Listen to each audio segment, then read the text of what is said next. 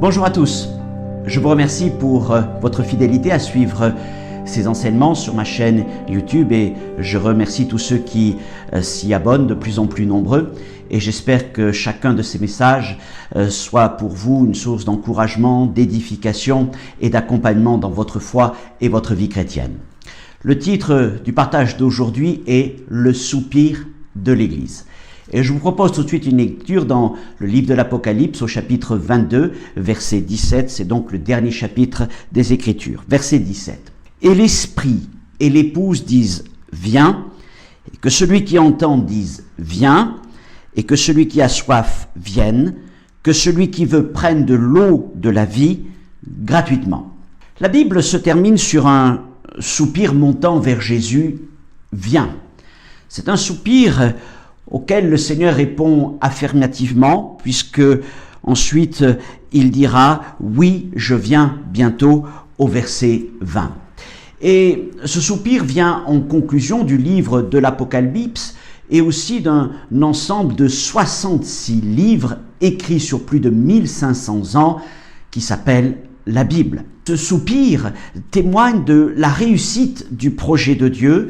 Il s'est formé un peuple d'adorateurs, lui appartenant en propre, zélé pour son nom et sa gloire, marchant selon les principes de sa parole et désireux d'être réunis avec lui pour l'éternité.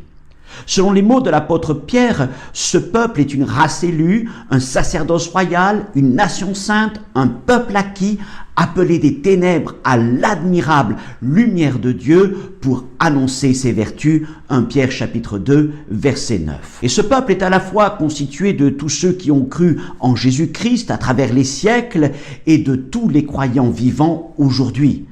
Et bien sûr, ce peuple, c'est l'Église de Jésus-Christ, le rassemblement de tous ceux qui ont cru en l'Évangile à travers les générations, les civilisations, les continents, au-delà des étiquettes dénominationnelles, au-delà des races, au-delà des religions, au-delà des classes sociales. Et cette Église est appelée par Paul dans 2 Corinthiens chapitre 11 verset 2, la fiancée de Jésus-Christ.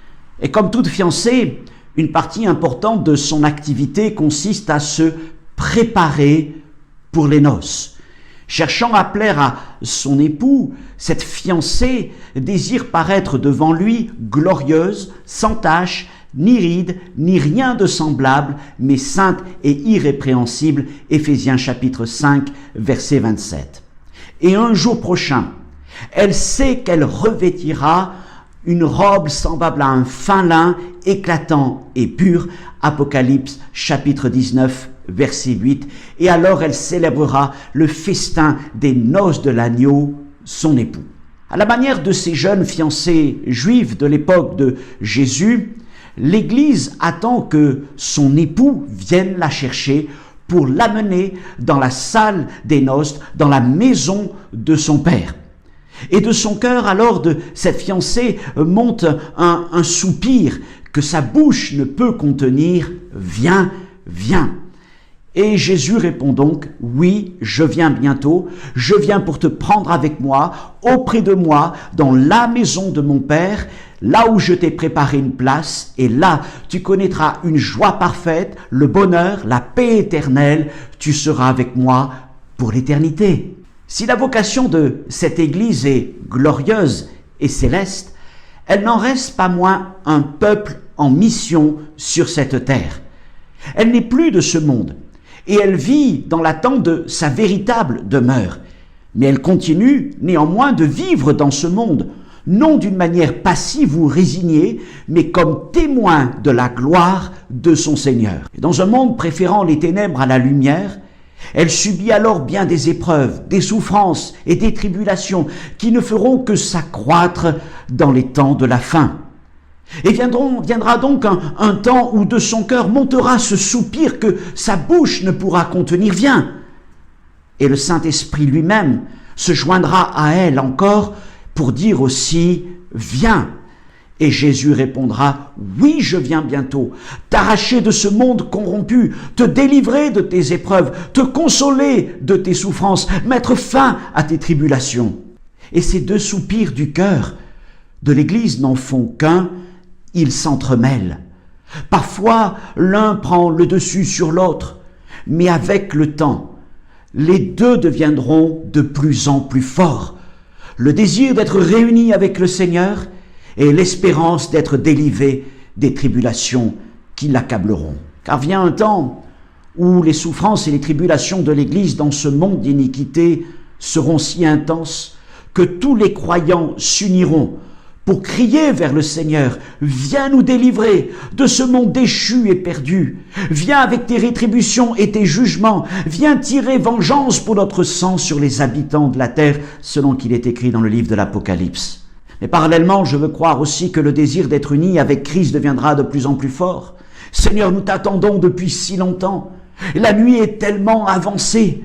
Tes paroles sont accomplies. Alors viens nous chercher, nous emmener avec toi. Nous voulons être avec toi dans le lieu que tu as préparé pour nous. Seigneur, accomplis ta promesse. Les temps dans lesquels nous sommes sont des temps d'épreuves croissantes. Et nous n'avons certainement pas tort de penser que ce que nous vivons aujourd'hui dans cette année n'est rien en rapport avec ce qui vient. Et les souffrances du temps présent ne sont pas prêtes de diminuer. Les barrières morales, sociales, religieuses et même légales et constitutionnelles tombent les unes après les autres et laissent l'homme sans frein dans ses errances égoïstes et sexuelles et perverses. Et l'iniquité ira de mal en pis. La vérité ne cessera de trébucher sur les places publiques. Et comme Paul l'écrit dans 2 Timothée 3:1, il y a devant nous des temps difficiles. Il écrit encore que les hommes deviendront de plus en plus égoïstes, amis de l'argent, fanfarons, hautains, blasphémateurs, rebelles à leurs parents, ingrats, irreligieux, insensibles, déloyaux, calomniateurs, intempérants, cruels, ennemis des gens de bien, traîtres, emportés, enflés d'orgueil, aimant le plaisir plus que Dieu, ayant l'apparence de la piété, mais reniant ce qui en fait la force. Quel tableau de l'homme contemporain! Alors, les croyants véritables n'auront qu'une envie, s'éloigner le plus possible d'eux. Mais relevons la tête, car Christ vient bientôt nous délivrer de ce monde perdu. Et tout comme il nous a déjà arrachés de ce monde, spirituellement parlant, par la délivrance du péché et par la nouvelle naissance, croyons qu'il nous en arrachera physiquement par la puissance qu'il a de s'assujettir toutes choses. Nous attendons un acte de délivrance de la part du Seigneur. Il vient, il sera irrésistible et cataclysmique. Alors ne soyons pas surpris des temps dans lesquels nous vivons, des temps qui sont là maintenant, et puis de tout ce qui pourrait arriver prochainement. Car les Écritures ne cessent de nous tenir en éveil par des avertissements. 2 Pierre 1,13.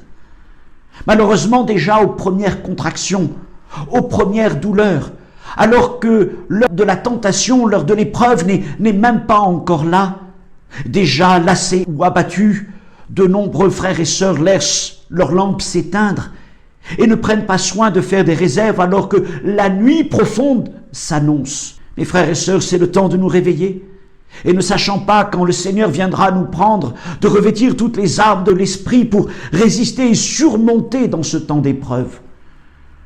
Et alors que nous avançons dans cette nuit, nous sentons de plus en plus monter en nous le souffle de l'esprit nous pressant de crier vers le Seigneur: viens. Parlons aussi de cette époque comme d'un temps de préparation. Alors que la nuit avance, la promesse du retour de Jésus se fait de plus en plus forte.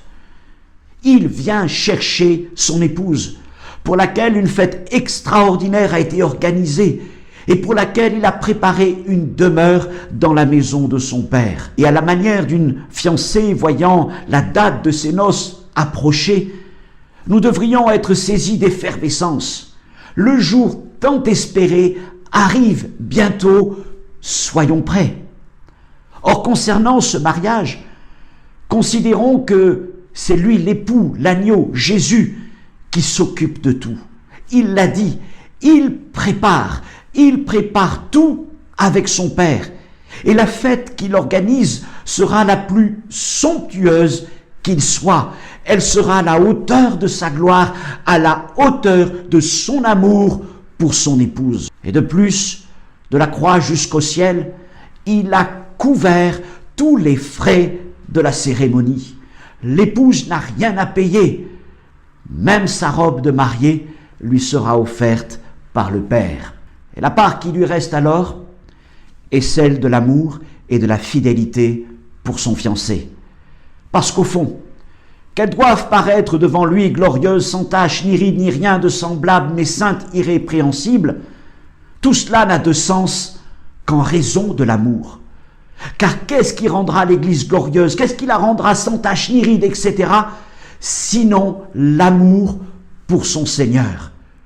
Le reste n'est qu'un phare qui n'intéresse pas Dieu. Il regarde au plus profond de nos cœurs, n'est-ce pas? L'amour qui espère tout et l'amour qui demeure pour l'éternité. Le temps du retour approchant, je veux croire que le Saint-Esprit veut pousser ses messagers à prêcher dans ce sens. Et il leur appartient, il nous appartient de travailler d'autant plus à la préparation de l'épouse pour ses noces. Tout comme ils doivent la préparer aussi à traverser cette nuit difficile, ce temps d'épreuve qui est là devant nous. Et si jamais ils faillissent, si jamais nous faillissons à cela, je veux croire encore que le Saint-Esprit œuvrera lui-même dans le cœur des élus et les pressera à aimer davantage le Seigneur.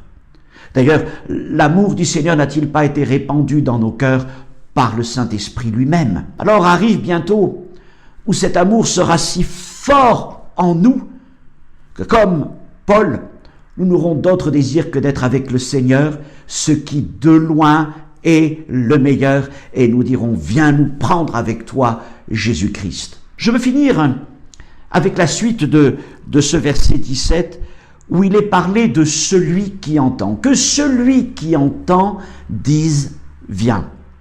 Celui-là, celui qui entend, nous trouvons les premiers versets du livre de l'Apocalypse, Apocalypse chapitre 1er, verset 3, celui qui entend les paroles de la prophétie et qui garde les choses qui y sont écrites. À la fin du livre, là où nous en sommes, celui qui entend a donc entendu toutes les paroles de la prophétie. Prions pour qu'il les garde dans son cœur.